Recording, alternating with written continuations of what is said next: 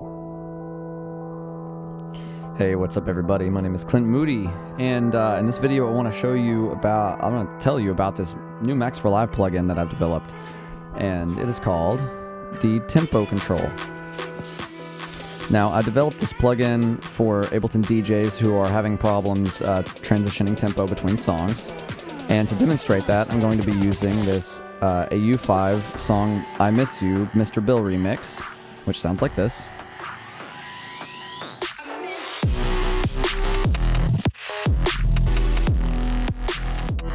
And I'm going to be using this Alejo and Juju Beats song Microflip. So, what's the purpose of this device? This device was created to help me, as well as anybody else that's having this problem, when DJing with Ableton, with dealing with this tempo transition situation that Ableton seems to be having. So what I mean by that is that the way you would typically, or at least the way I would typically transition tempos in the past was I would go to MIDI Map Mode, come up here to the tempo control, and I would map that to a knob or something. And when I do that, I would have to come up over here and set up a range that I wanted that knob to operate within, range of tempos. The situation with this is that I'm limited in my range. It's not modular. I'm static. It has to be set to one of these two values, or anywhere in between here, and that's it. I can't change the high and low value on the fly, and that really bummed me out. Because, for example, let's say I'm DJing and for example, I'm at 148. Okay, well, I'm going to move my slider, and already I noticed the problem. Like, I'm getting these decimal values at the end here, and that is a really big bummer, especially because let's say I wanted to go to 150 from 148. Right now I have an operational range between 20 and 190. Okay, why is this? Well, because 20 on the low side, I want to be able to slow the songs down really, really far for a dramatic effect, and I can switch the clip over to a different mode, like a warping texture, and get some interesting granular textures going on with the song. But then also on the high side, I wanted to go as fast as 190 in the event that I want to play a drum and bass style song. So that's my range that I'm operating in, and I can adjust this low side. Let's say that on a typical DJ set, I might go between, 65 and 190. So there you go. There's my range. Well, all right, so now I'm going to DJ these two songs together, and I'm already noticing the problem of okay, let's say I find 148. Well, I can't find 148 exactly because it's jumping between values, as you can see here. It's jumping between them. Let's say that I come up here and click and type 148. Okay, cool. And I go to transition to 150 for this next song. Using the MIDI controller, it lands on, I have to barely tap it, and it winds up on 150.63, and that's cool and all, and I can come up here and click and drag slightly down to jump it down to 150. But that's a little clunky and a little unnecessary, I think. I think there's a better way to do it. And I know what a lot of people also do is they'll click in the tempo box and just use their up and down arrows on their keyboard to do this. And that's one way to do it, but there's nothing fun to me about having to hit a button over and over and over again to transition tempo. That's just not something I enjoy. And I don't think it looks very nice whenever it doesn't look, as interactive as I want it to whenever I'm performing. I want it to be a little bit more, have a little bit more of a showmanship to it. So what I did was I made this Max for Live device, and what I've set up here is a device that grabs the session tempo, where as you can see here, whatever I change the session tempo to up here, it mimics that and mirrors it, and I can't change it here, so there's no accidents that can happen. And I have these two boxes below that allow me to set a low and a high range. For example, let's say that I'm at 70 and I wanted to go to between 70 and 75. Okay, well, there you go. And what I would do then is just map my tempo. Instead of mapping up here to this tempo control in the top left of Ableton, I would just map to this slider on the bottom of my device. And now when I move the dial, it's going to operate only between those tempos that I typed in. And that's it. You can see up here in the top left, 75 down to 70. And that's like the extreme of my slider or knob. That way I know that all the way to the left is 70, all the way to the right is 75, and this even works for values that are not round numbers. For example, let's say that I have an odd song that I want to DJ that wound up warping exactly at like 74.91. Okay, so that's a possibility. There are some odd songs out there that just, just have a little bit or a little bit off. For example, songs from the 90s that may have been produced on like an MPC, they don't have exact tempos. I know some of them may have like, this decimal place at the end of it. If it's right on the grid, it might be a little bit off from a round number. So to transition to this, I just type in the number I want to go to, and now you'll notice as I move the slider up, it lands exactly at 74.91.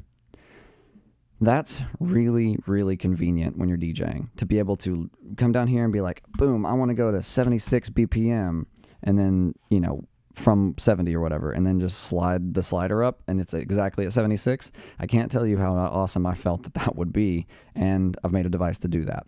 So to demonstrate this, I'm going to use this Mr. Bill song, and I'm going to DJ into the Alejo and Juju Beats song, and just to demonstrate how easy I feel like this is.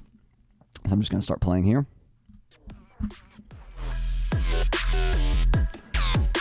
All right, go over to my device. All right, whoops, there we go. Hang on one second, let me set this back up. I need to move my tempo to 148, and then come over here, and I can leave it like that for now, it's fine. That way I don't hit the slider and it jump down to a different tempo, so let's try that again. So I want to DJ to 150. And as I move the slider up,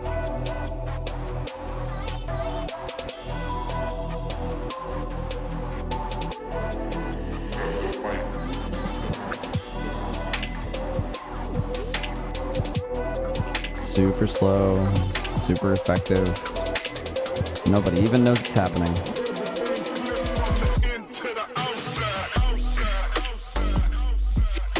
And that's it. And you can tell it's it really is simple. It's that simple. And I feel like it should have been that simple to begin with, but it wasn't. So hence this device. So you'll notice some other parameters here that I haven't gone over yet, and that's the copy session tempo and match buttons at the bottom and top of the boxes the tempo boxes. What those do is they allow you to have a session tempo that's not within the range or anywhere close to the range described in these boxes, and allow you to copy that value to one of these sides. So for example, let's say that my knob's over here on the right, or my slider's over here on the right, and I'm DJing at 109. Let's say that I just moved it with my mouse or something, or I have a scene that triggers it at a new tempo. Like, okay, let's try this. Let's try, 90 BPM.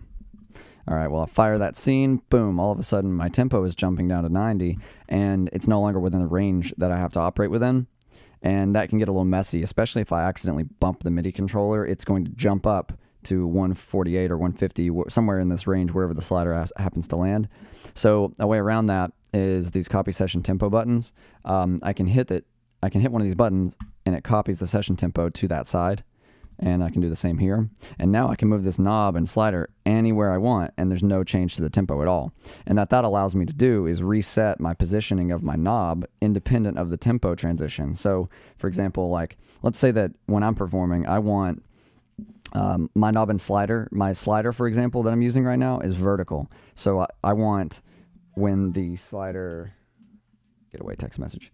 I want the slider to be all the way at the bottom on the slow end of the tempo, and then when I transition to a song, I don't know, say 95, for example, I want to push the slider up into 95, and visually that makes sense to me. I don't want to pull the slider down and it go to 95, which you can do. For example, if I click the right here and type in 90, I can go backwards, see, like 90 to 95.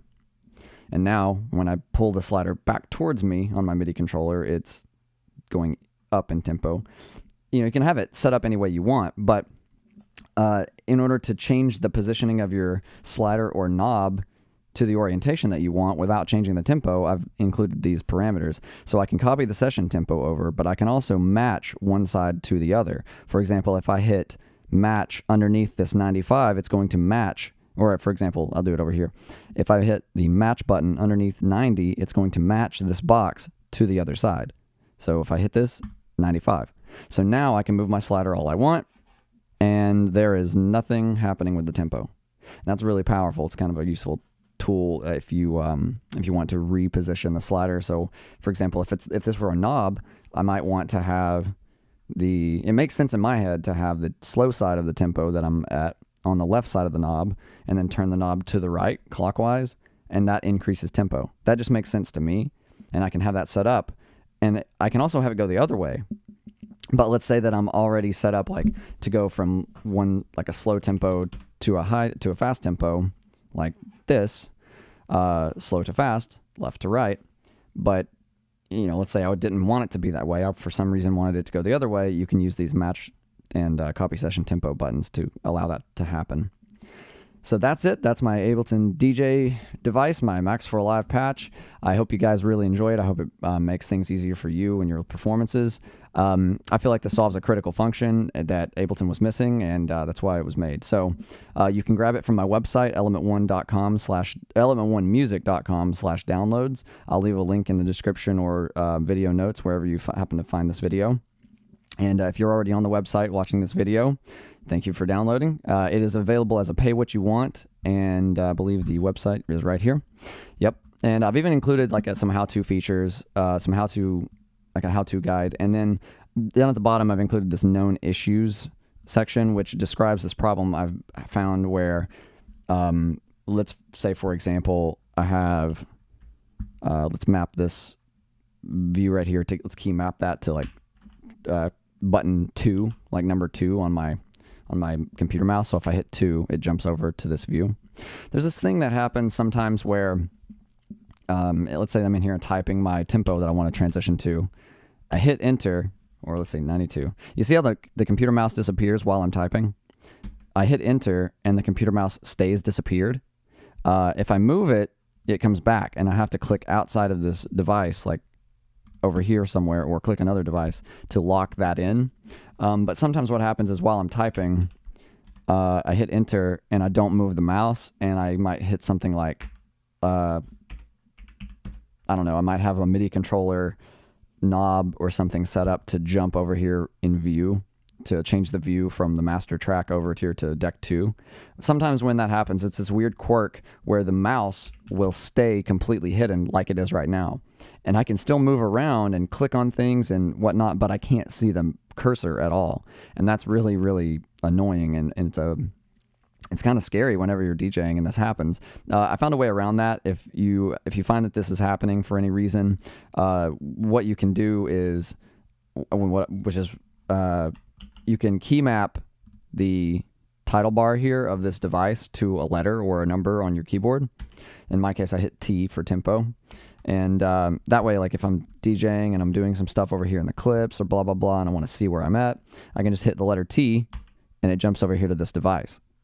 If this happens, if this cursor disappears on you, all you have to do, and like in order for that to happen, you have to jump away from the master track. If that happens and you're like this, like, oh shit, I can't see the tempo, the cursor anymore, all you have to do is hit the letter T and it jumps back over here. And what you can do is, if I remember right, I think what I do is like duplicate it. Oh wait, yeah, you have to, when you do this live, when you hit the T, it usually will highlight this device. And what you do is you will duplicate it by using the key command Control or Command D, and then undo to delete it, or just highlight, click on it, and delete it. Usually when that happens, your cursor will come back pretty much instantly. Also, sometimes what happens is if the cursor is invisible and you just move the mouse over the plugin, sometimes that'll bring it back too. So those are just problems I found with it. I don't know if I don't think that's in the coding of the plugin itself. I think that's just like a weird bug inside of Max for Live. Hopefully in the new version of Max, they've fixed that. I haven't got the new version yet, so I don't know yet. But that's it. That's the plugin. I hope you really enjoy it. Check it out at element1music.com/downloads. Thanks.